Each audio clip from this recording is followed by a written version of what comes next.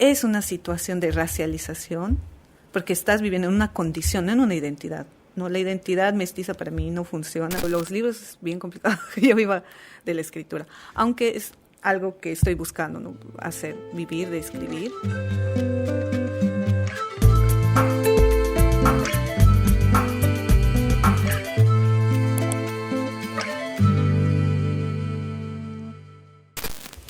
Hola, bienvenidos a una nueva temporada del podcast del CCP.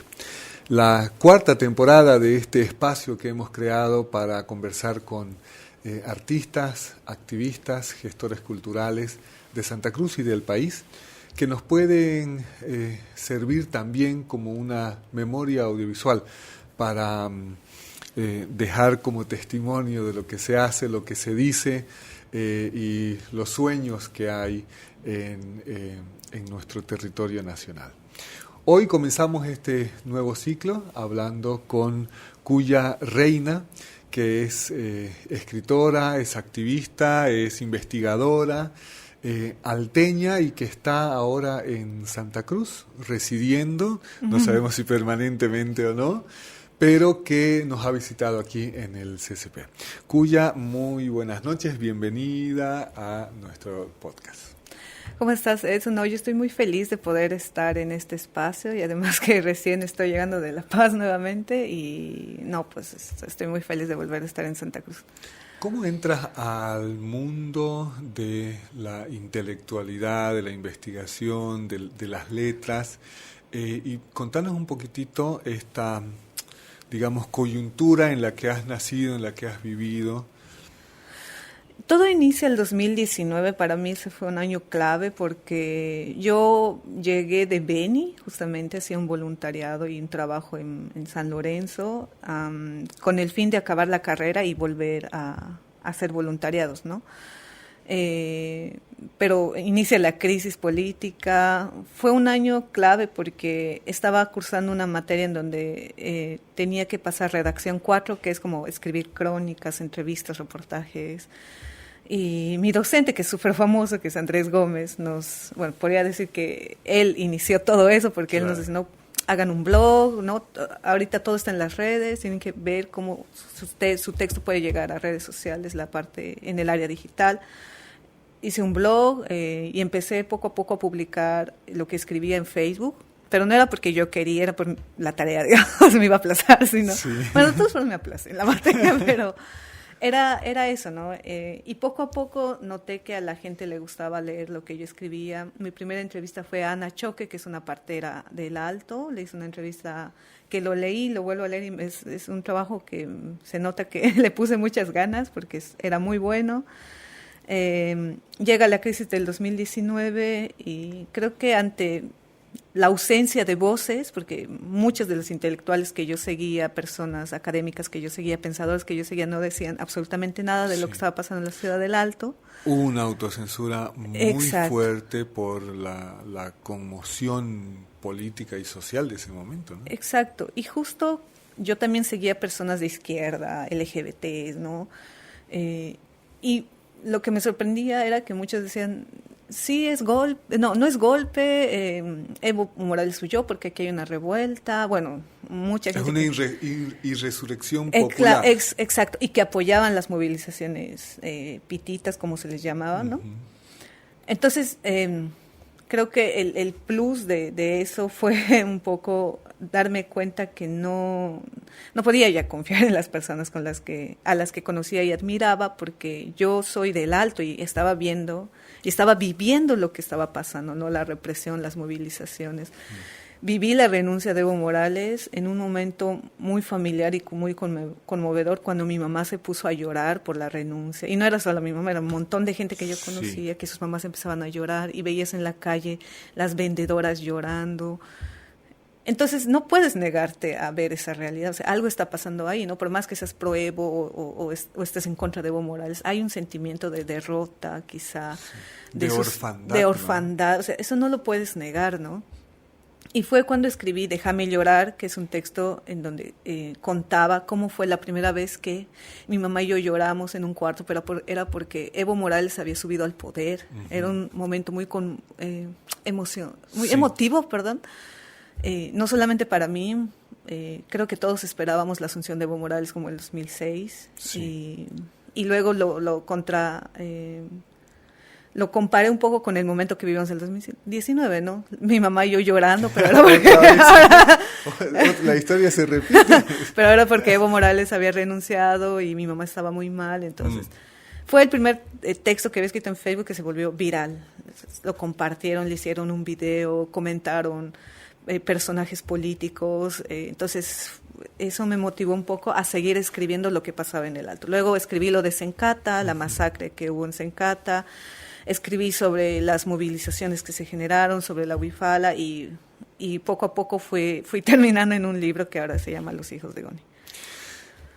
A propósito de ese espacio, para vos lo del 2019 ha de haber sido como para mi generación, digamos, la guerra del agua, ¿no? Y la expulsión de Goni, que dicho sea de paso salió por Santa Cruz en un vuelo comercial a las, no sé, 10 de la mañana rumbo a Estados Unidos, ¿no? Y claro, tratar de entender esos momentos tan álgidos de nuestra historia, con toda esa confusión mediática que había. No, fue un momento muy crítico además porque pienso que venía de esa confusión, no sabías si estaba bien, si estaba mal, porque yo también estaba confundida, o sea, veía gente movilizada en mi ciudad, donde yo vivía, porque vivía también en Tilata, y fue una noche muy complicada la que se vivió en la renuncia de Evo Morales, ¿no? Los vecinos gritando, salgan, y tocando las puertas con palos, y estaba lloviendo. Yo no salí porque vivía sola, entonces me daba miedo dejar mi casa. Y también el hecho de que no sabías si creerle a los medios, qué estaban diciendo los medios, porque también estabas viviendo un momento de, yo creo, crisis incluso moral, ¿no?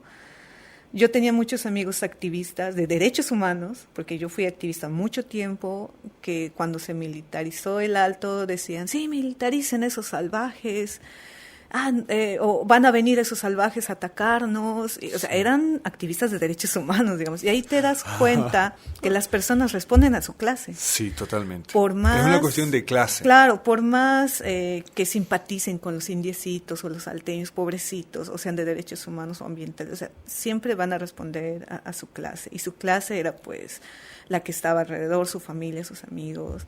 Y eso, yo pienso que el 2019 acomodó a todas las personas a su lugar, ¿no? Por más mestizo que te creas, porque dicen, no, yo soy mestiza, ¿cómo voy a ser india? No, aymara. Sí. Hay una negación racial, ¿no? Exacto. Y hay una intención de blanqueamiento, ¿no? Hay una parte de la bolivianidad mestiza e indígena de este país que quiere blanquearse. Hay mucho de eso, pero yo pienso que más allá del blanqueamiento, el mestizaje sí o sí es una negación del indio. De lo indio, de sí. lo indio, ¿no? Puedes aspirar a ser blanco o puedes aspirar a ser el mestizo aymara con plata, pero niegas ser indígena, ¿no? Entonces, la crisis, como decía, a mí me acomodó en un lugar en donde yo no pensaba que estaba situada, porque en las redes me decían, tú eres una india, ándate a tu cerro, salvaje, terrorista, no sé cuántos insultos recibí en la crisis, y me he dado cuenta que, pues, por más mestiza que me crea, la sociedad te acomoda tarde o temprano, ¿no? Sí. Y pienso que eso también tiene que ver mucho en Santa Cruz con lo colla. Yo veía que mucha gente con los rasgos indígenas morenos tratan a otros de colla. Entonces, es una situación de racialización, porque estás viviendo en una condición, no en una identidad, ¿no? La identidad mestiza para mí no funciona, porque puedes identificarte blanca, mestiza, lo que tú quieras, pero la condición social en la que estás es india. Es india o colla, dependiendo del contexto. Bueno, hablemos ahora de Los hijos de Goni, este libro publicado por Sobras Selectas, a nuestro amigo Alexis Argüello del Alto, que también sirve como una especie de crónica de lo del Alto, ¿no? De lo que pasaba ya en tu faceta más periodística, investigadora. Contanos los relatos que tiene este libro, cómo los has construido para llegar a la publicación. Mira, yo lo que puedo decir es que no tengo mucho conocimiento de los estilos literarios. Puedo decirte, esto es crónica periodística, esto es reportaje, pero literatura no sé casi nada. Entonces yo decía, creo que por el aspecto vivencial de escritura... Es más crónica, es se más puede crónica, acercar más a la claro. crónica. Pero mucha gente me dice, no es crónica, es relato, no, es biografía y no sé qué. Entonces yo lo dejo, es un libro de textos y ya. Pero este libro tiene dos momentos. Uno, en el que antes de la crisis del 2019 yo ya empezaba a escribir pequeñas cosas de mi vida, ¿no? Mi infancia, la comida, la escuela, etcétera, ¿no?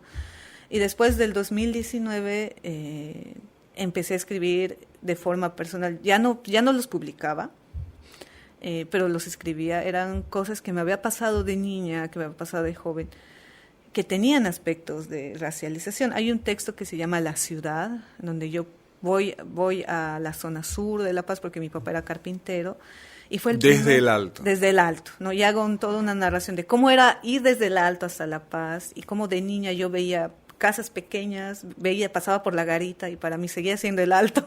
Claro. Pero llego a la zona sur y era otro tipo de sociedad, de ciudad. Claro, otra arquitectura. ¿no? Y según algunas personas, otro clima, ¿no? Pero lo interesante es que por alguna razón de niña yo sentía otra sensación. Me incomodaba estar ahí. No sé si le ha pasado a muchos niños, a comerciantes, trabajadores, que sientes una diferencia brutal del color de tu piel, de la forma de hablar, de incluso del lugar que debes ocupar, ¿no? El de obrero, obrera, trabajador, sí. Sirviente, carpintero. ¿Dónde debes estar en Achumani, digamos? ¿Por dónde debes caminar en Achumani?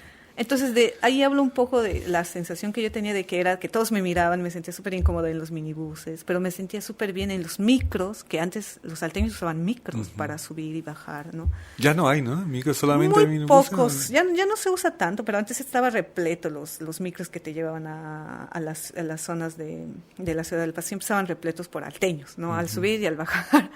Ahora creo que ya no es tanto así. Pero hay un momento en el que... en el libro en donde ya cuento este tipo de experiencias ya con una posición política, es decir, ya no lo hago inocentemente porque los textos que hacía antes del 2019 era como, sí, voy a contar mi vida, cómo era de vendedora, comerciante, pero hay textos que los he escrito después del 2019 que es una posición más política. Entonces esa combinación tiene Los Hijos de Gon, no son relatos de mi vida, de niña, de joven, y del 2019 también, en donde cuento mis percepciones tal vez muy inocentes, porque hay también un texto del 2003 de cómo yo viví la guerra del gas y la huida de Gonzalo Sánchez y demás, y momentos del 2019 cuando renuncia Evo Morales. Digamos, es todo ese periodo de historias. Y en esos espacios has tenido la oportunidad de entrevistar a gente. ¿Esto es más vivencial? Sí, es más vivencial. ¿O has podido reunir esa crónica en base a estos testimonios que me decís, ¿no? Que salías en la calle y que hemos visto algunos? Hay este ensayo audiovisual muy bonito de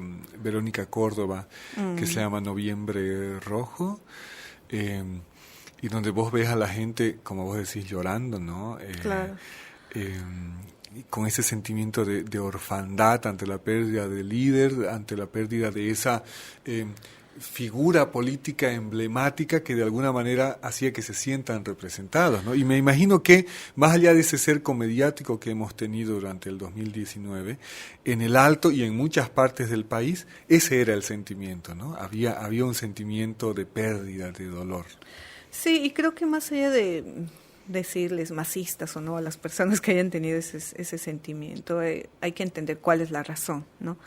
Creo que Evo Morales significó el 2016 un momento de triunfo para muchos sectores que intentaban constantemente e históricamente llegar al poder para cambiar muchos aspectos sociales, principalmente de condición económica, ¿no?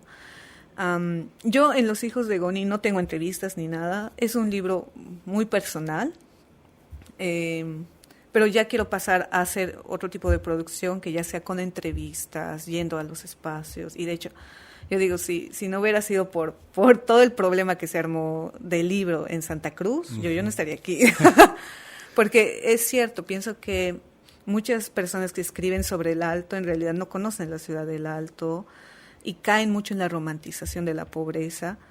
Y en la romantización de los sujetos, ¿no? Como, los indigenitas que viven así y así. Y hay muy poca literatura de los mismos alteños y alteñas. De hecho, estamos contaditos los que escribimos desde el Alto, como Luis Raimundo, por ejemplo, que también publica en obras selectas. Pero lo principal, pienso, es la escritura, porque no encuentras, principalmente mujeres, no encuentras muchas escritoras a nivel nacional, ¿no? Peor alteñas, peor aymaras, digamos. Sí. Entonces, esa fue también una motivación, ¿no? No hay escritores que hablen sobre la ciudad del Alto. ¿Yo por qué no publicaría un libro, no? Y este es un libro que lo leo, me gusta, pero siento que podría ser más, o sea, tiene un potencial narrativo que se podría desarrollar mejor. Entonces, para mi segundo libro quiero hacer eso, ¿no?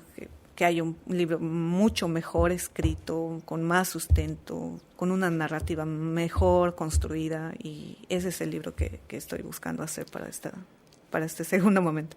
¿Te interesa entonces más la no ficción? ¿Te interesa más la investigación? Pienso que en temas de literatura a los lectores y lectoras les gusta mucho cuando se habla de la realidad boliviana.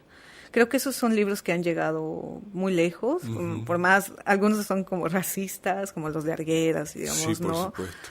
Pero es un libro, ese tipo de libros creo que le gusta mucho leer a la gente, ¿no? Lastimosamente, quienes escriben, por lo general, siempre son parte de algún tipo de posición social acomodada, entonces escriben desde sus posiciones sociales, ¿no? Desde su condición social. Entonces son muy pocos escritores los que vienen, por ejemplo, de espacios como el Plan 3000. O sea, yo no conozco a algún escritor o escritora del Plan 3000, pero conozco a escritoras cruceños, cruceñas, paseños que vienen de condiciones económicas mejores situadas y que les permiten escribir. Hay mucha gente que se dedica a sobrevivir. Yo no sé si voy a sobrevivir escribiendo, o sea, me preocupa mi futuro. Pero ¿querés que te diga la verdad? No, por favor. Me preocupa mi futuro porque si me estoy dedicando a esto sé que es difícil, ¿no? Por mí yo fuera comerciante, digamos, o negociante, que es lo que o profesional, o ejercería mi profesión como comunicadora, periodista. Pero la escritura es muy difícil vender, yo digo, ¿no? Sí. Y además las editoriales y además el acceso que les das a los estudiantes. Yo quisiera que me lean estudiantes, pero es difícil también que ellos puedan acceder a un libro mío. Entonces, son ese tipo de cosas. Claro, no hay una estructura, ¿no?, que te permite crear vínculos para básicamente distribuir tus libros. Exacto. ¿no? O sea, es muy difícil hacerlo. Y te digo yo que yo ya voy 6 libros autopublicados, además, en el que no hay, digamos, la ganancia es otra, ¿no? Claro, siempre he creído que los escritores en Bolivia ganan de otra manera, no necesariamente porque el libro se vende, pero sobre todo es la satisfacción de publicar, ¿no? de hacer de crear algo y de publicar. Creo yo, quiero creerlo. Sí, es cierto. De hecho, yo vivo del diseño gráfico, de la ilustración, me dedico bastante a eso y eso es lo que me ha permitido vivir. Pero los libros es bien complicado que yo viva de la escritura, aunque es algo que estoy buscando, ¿no? Vivir de escribir. Pero es otro proceso muy difícil. Por ejemplo, yo estoy viviendo ahora en Santa Cruz y estoy viviendo de los ahorros que me generó vivir del diseño gráfico, ¿no? Claro. De haber trabajado en alguna institución. Pero acá, por ejemplo, tengo que buscar otro tipo de rubro, ¿no? No sé si el diseño gráfico, puedo meterme a otro negocio, no sé, pero es difícil vivir de la escritura. No conozco a alguien que viva en realidad de los libros, Yo son muy poca gente. De escritores que viven aquí, ninguno. O por lo menos en La Paz, ¿no? Yo conozco escritores que viven de otra cosa y están escribiendo, viven de otra cosa, y es difícil. Entonces, la promoción de la lectura en Bolivia también es muy mala. Muy pocos bolivianos leemos, lo digo incluyéndome, es verdad, leemos muy poco. Entonces, comprar un libro tiene que ser, pues, algo muy difícil también para las personas que no tienen las condiciones económicas para hacerlo, ¿no? Sobre todo porque seguimos sin abaratar costos, ¿no? Un libro todavía sigue siendo una cuestión de lujo, ¿no? No son baratos los libros, no son accesibles los libros, ¿no? Entonces, creo que hay que trabajar mucho en ese tema. Bueno, se nos acabó el tiempo, Cuya. ¿Dónde puede encontrar la gente tu libro aquí en Santa Cruz? En Santa Cruz lo está distribuyendo el Bagallero Ilustrado, tiene su página en Facebook, pero también se pueden contactar conmigo. Yo tengo algunos libros y también se los puedo distribuir. Muchísimas gracias, Cuya. Así comenzamos nuestra cuarta temporada del podcast en el CCP. Será hasta el próximo domingo para seguir hablando, conversando, compartiendo, reflexionando sobre distintos temas. Gracias.